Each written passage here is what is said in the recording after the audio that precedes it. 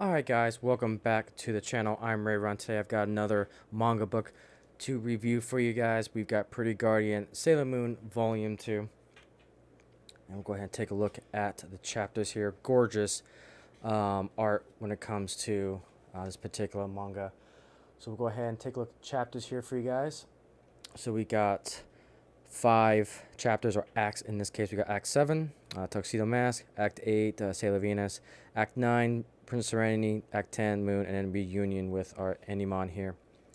So with that, when it comes to this particular manga, now if you guys have seen the 90s, this particular volume is where it definitely starts to deviate from the 90s TV show a little bit. So whereas in the 90s, there was a lot of filler episodes to get through all of the main generals or commanders of the Negaverse. So they added a lot more episodes, a lot more fights, a lot more interaction with our main villains of the Negaverse. When it comes to Volume 2, it's pretty straightforward, fight after fight after fight with the main villains, the main generals of the Negaverse. So when you dive into Volume 2, you'd be surprised how it starts to deviate. So diving straight into it, again guys, I just want to remind you there will be spoilers when I'm talking about this, because I like talking about the story when it comes to these manga books and just kind of gauge my opinion on it. So again, if you want to be spoiled, then feel free to watch this video at a separate time. So with that guys, we're going to go ahead and dive right into it. So kind of the beginning, we start to get introduced our 5th Sailor Scout, which is Sailor Venus. And then we start to discover that Artemis is the one behind the arcade command center that's been giving the hints to Luna. And then we start to get finally our 5 inner Sailor Scouts when it comes to the manga. So once Sailor Venus comes into play, they obliterate Zoisite. And then now we're just left with Kunsight. So after that battle, Serena and Darien finally meet up with one each other, and they meet up at Darien's place. And then this is where it's different from the anime from the 90s.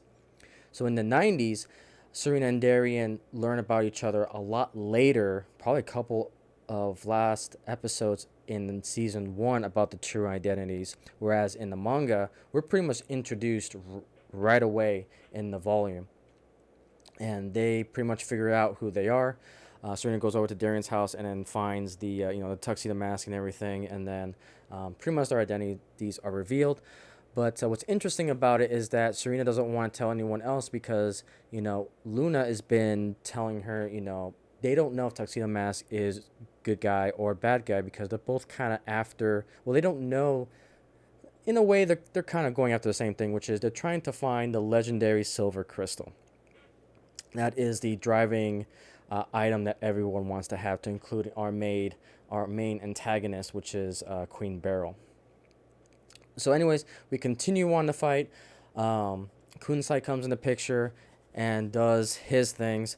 Our wonderful guardians ended up defeating Kunsight, but it came kind of at a price. So a little bit later, Darien is basically captured by Queen Beryl. So as this goes through, we start to realize that the legendary silver crystal was in basically Serena's heart the whole time, and then it finally came to light.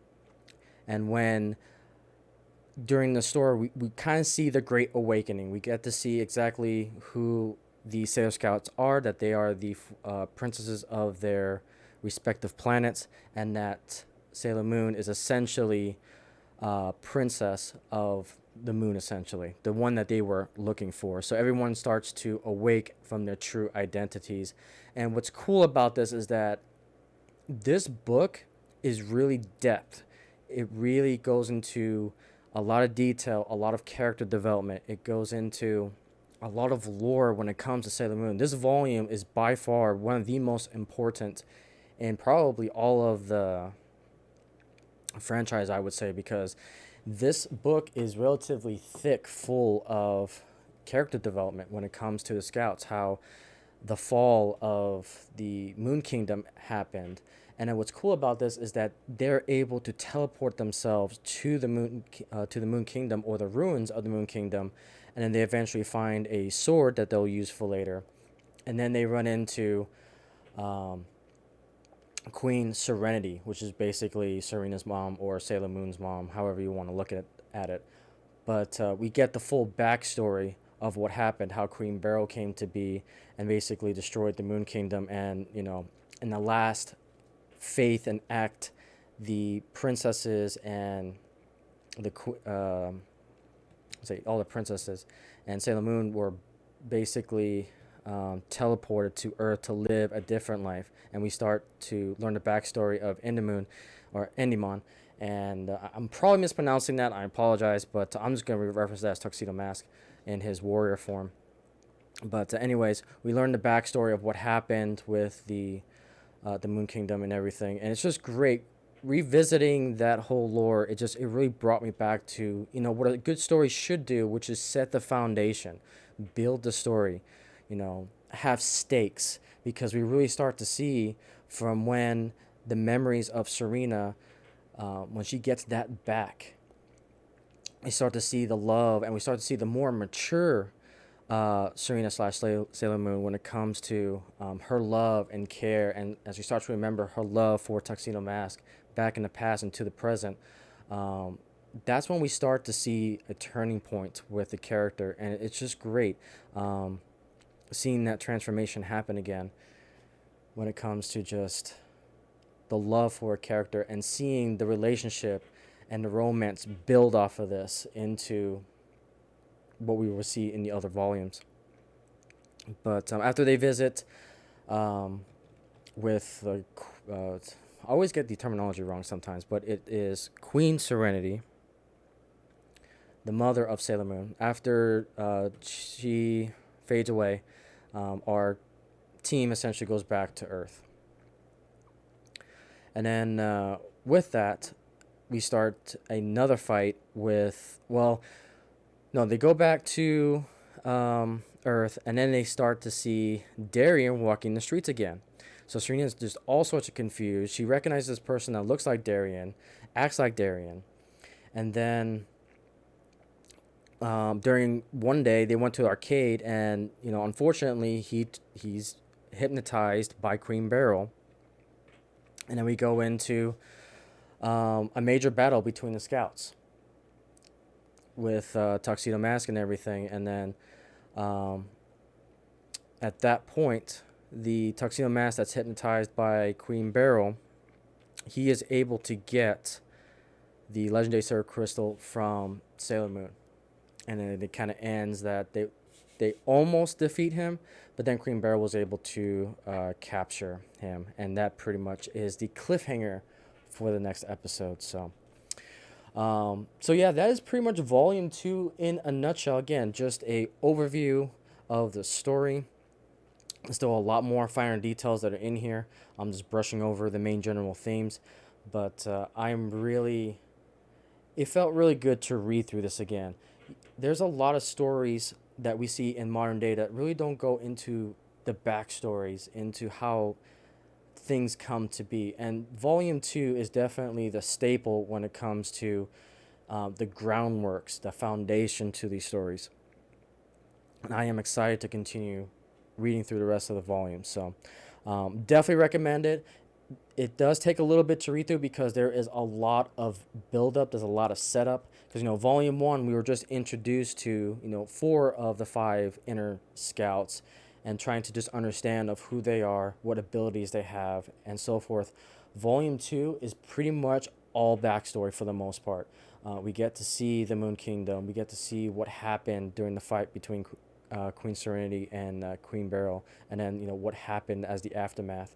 So we get a lot of that backstory, and then we just get a lot of good character building. We see, the crybaby Serena basically mature overnight. I mean, and it is kind of quick, which is, it is what it is. But when she realized that she is a princess, that she has responsibility of the legendary Silver Crystal, and that she realizes the love that she had, not only then, but also that they had a relationship in the past on the Moon Kingdom, essentially. So you start to see her character start to shift, and then you start to see all of the guardians start to shift when it comes to their responsibilities, because then, it really is, the stakes are being made that these inner planets, guardians, they have a big responsibility that they've got to protect now the princess, which is now identified as Sailor Moon. So, very good book, very good manga. Again, this is easily my favorite franchise of all time. Highly recommend it. And this is just how you tell a good story, from action to a thriller to romance. I mean, this book has a lot going for it. It will take you on an emotional roller coaster. It was really good. So, all right. So the next thing I would like to do is, I'll give you guys a quick example of the arts when it comes to this particular volume, and kind of a little bit of dialogue. So, this particular page is when she just found out that she's the princess, and then basically the awakening when it comes to realizing who everyone is.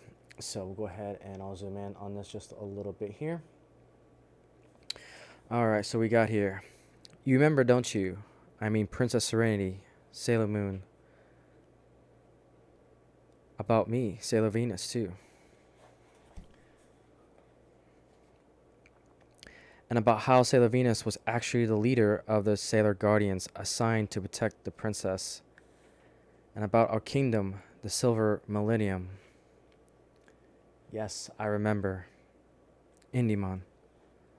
The time before we were reborn. When we were happy. Back when the earth was its own kingdom and the moon was a separate kingdom. So again, this is part of that great awakening. And you really feel for the characters. The art is really well drawn.